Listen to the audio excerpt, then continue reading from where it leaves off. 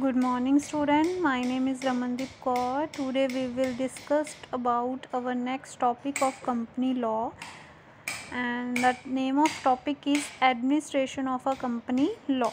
ठीक है कि आज हम कंपनी लॉ का नेक्स्ट टॉपिक जो है वो करेंगे और उसमें जो टॉपिक जो है वो हमारा है administration of a company law. ठीक है कि कंपनी लॉ में क्या क्या चीज़ें, एडमिनिस्ट्रेशन कौन है कंपनी लॉ की, तो इसमें दो चीज़ें इंक्लूड होती है। ठीक है, फर्स्ट है national company law tribunal and national company law appellate tribunal. ठीक है, तो नेशनल कंपनी लॉ ट्रिब्यूनल क्या होता है? ठीक है, national company law tribunal is a quasi judicial authority created under the companies act 2013 to handle corporate civil dispute arising under the act and was constituted on June 1st 2016. It is an entity that has power and procedure like those vested in a court of law or judge. The National Company Law Tribunal has been constituted and by virtue of section 408 of Companies Act 2013. ठीक है कि national company law tribunal एक quasi judicial authority होती है। ठीक है जी, जो companies act 2013 के अंडर क्रिएट की जाती है। किस पर्पज़ के लिए होती है? ताकि जो भी सिविल डिस्प्यूट, कोऑपरेट कंपनीज में जो भी सिविल डिस्प्यूट उठते हैं, ठीक है, कोई भी डिस्प्यूट उठता है उसको हैंडल करने के लिए। ठीक है, तो ये जो एक्ट है वो कब कॉन्स्टिट्यूट कब हुआ था? जून 1st 2016 में। ठीक है जी, ये एक ऐसी एंटिटी होती है जिसके पास पावर्स होती हैं, प्रोसीजर होती हैं, जैसे कि कोर्ट और जज के पास होती हैं, वैसे ही ये भी एक एंटिटी है, इनके पास भी कुछ पावर्स एंड प्रोसीजर्स होते हैं। ठीक है जी, तो ये जो नेशनल कंपनी लॉ ट्रिब्यूनल है वो कॉन्स्टिट्यूट हुआ था सेक्शन 408 ऑफ कंपनीज एक्ट 2013 के अंडर। ठीक है, 408। ठीक है, तो नेशनल लॉ ट्रिब्यूनल क्या है कि जो भी कॉर्पोरेट सिविल में जो भी डिस्प्यूट अराइज होते हैं, ठीक है, उनको हैंडल करने के लिए बनाया जाता है। ठीक है, उसको कॉन्स्टिट्यूट की है, उसको हम नेशनल कंपनी लॉ ट्रिब्यूनल बोलते हैं। ठीक है, सेकंड जो हमारे पास कंपनी लॉ की एडमिनिस्ट्रेशन में पार्ट है वो है national company law appellate tribunal. ठीक है, तो national company law appellate tribunal is an authority provided for dealing with appeal arising out of the decision of the tribunal.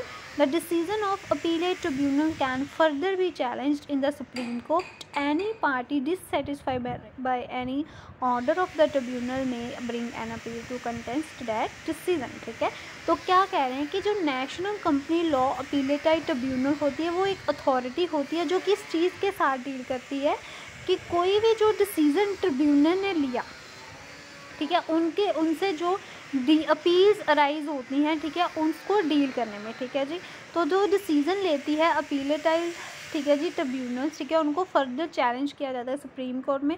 कोई भी पार्टी अगर ट्रिब्यूनल के डिसीज़न से डिससेटिस्फाई होती है तो वो एक अपील जो है इस डिसीज़न को कंटेस्ट करने के लिए एक अपील जो है वो लेकर आती है। नेशनल कंपनी लॉ अपीलेटाइज ट्रिब्यूनल उस डील के साथ क्या है, उस अपील के साथ क्या करती है, डील करती है। ठीक है, नेक्स्ट क्या है, कॉन्स्टिट्यूशन ऑफ NCLT। ठीक है, तो जो गवर्नमेंट है उसने कॉन्स्टिट्यूट की है 11 बेंचेस, ठीक है, NCLT के, जिसमें से एक जो है वो प्रिंसिपल बेंच है, ठीक है, जो न्यू दिल्ली में है। ठीक है, तो नेक्स्ट इसके जो बेंचेस हैं वो उनकी कुछ रिस्पेक्टिव टेरिटरी जुडिक्शंस हैं। ठीक है जी, जैसे लोकेशन है न्यू दिल्ली और उसकी जुडिक्शल स्टेट जो यूनियन टेरिटरी जो है वो हरियाणा, राजस्थान एंड दिल्ली में है।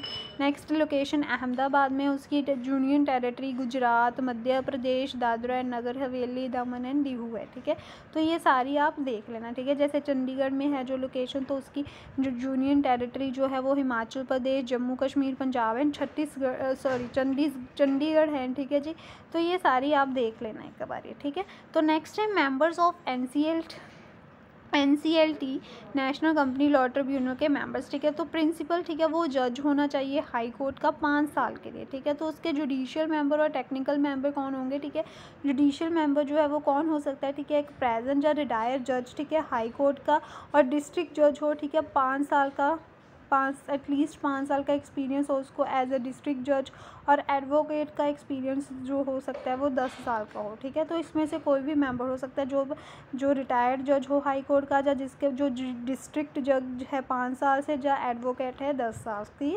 एक्सपीरियंस है। ठीक है, तो टेक्निकल मेंबर्स में कौन आएगा? Indian corporate law law service और इंडियन लीगल सर्विसेज जिसके पास 15 साल का एक्सपीरियंस हो, फिर PCS PCA PCW जिसके है ना प्रेजेंट और रिटायर्ड जज हो हाई कोर्ट का, और पर्सन जिसके पास प्रूवन एबिलिटी है, इंटीग्रिटी है और उसके पास स्पेशल नॉलेज है, और एक्सपीरियंस जो है वो 15 साल से कम नहीं होना चाहिए, ठीक है। और प्रिसाइडिंग ऑफिसर, ठीक है, लेबर कोड का, उसके पास 5 साल से कम एक्सपीरियंस नहीं होना चाहिए, 5 साल का होना चाहिए, ठीक है, एटलीस्ट। तो नेक्स्ट चेयरपर्सन जो है वो कौन हो सकता है?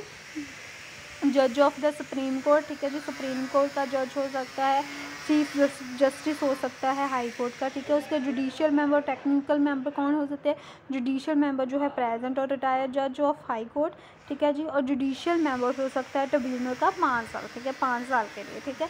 तो टेक्निकल मेंबर में वही कि पर्सन के पास प्रूवन एबिलिटी हो, इंटीग्रिटी हो, है ना, उसके पास स्पेशल नॉलेज हो और एक्सपीरियंस जो है वो 25 ईयर्स से कम ना हो, ठीक है।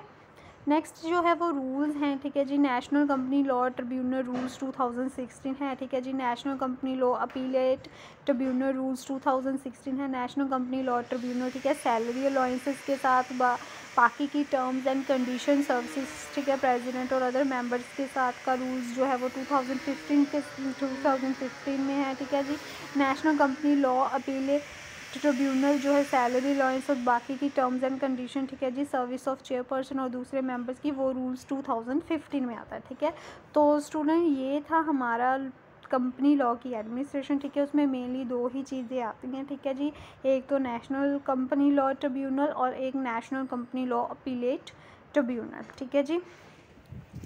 तो इनमें से आपने ये दोनों ही, अगर आपको पेपर में क्वेश्चन आ जाता है, ठीक है, एडमिनिस्ट्रेशन ऑफ कंपनी लॉ, तो आपने इन दोनों को ही एक्सप्लेन करना है, ठीक है जी।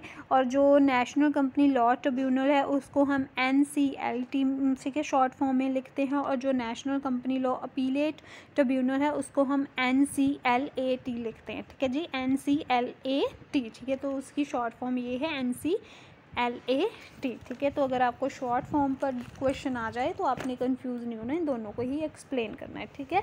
तो अगर आपको इसमें कोई प्रॉब्लम होगी तो आप मेरे से कांटेक्ट करके पूछ लेना। Thank you class.